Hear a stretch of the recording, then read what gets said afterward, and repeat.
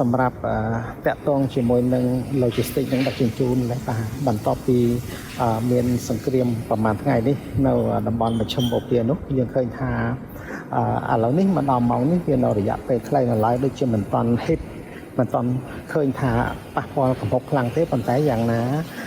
ក្រុមហ៊ុនកប៉ាល់ណាអន្តរជាតិមួយចំនួនដែលឆ្លងទ្វីបនោះគឺបាន announce ចេញហើយណាប្រកាសចេញហើយនៅតម្លៃបន្ថែមទៅលើ freight ណាបាទតម្លៃនោះគឺគេហៅថា emergency conflict surcharge ណាបាទគឺមានតម្លៃខ្ពស់ណាបាទដែលក្នុងនោះមានបន្ថែមទៅលើ freight ហ្នឹងគឺតម្លៃ$2,000ដុល្លារសហរដ្ឋអាមេរិកទៅលើ container 20 feet ណាបាទហើយនឹងបន្ថែម$3,000បាទទៅលើ container 40 feet នេះបាទហើយសម្រាប់container reefer បានន័យថា container ត្រជាក់បន្ថែមទៅលើ freight រហូតដល់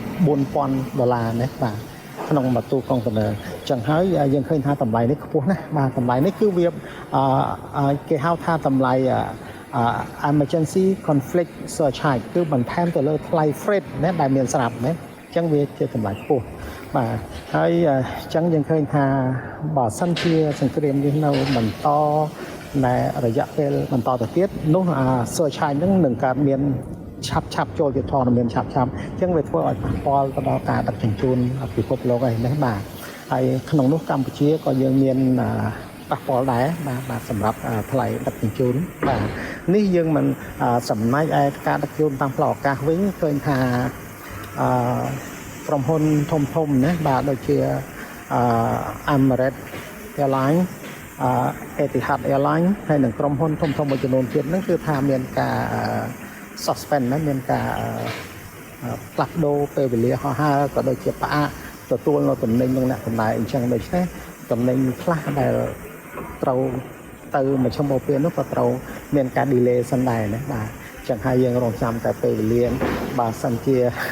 សង្គ្រាមនេះ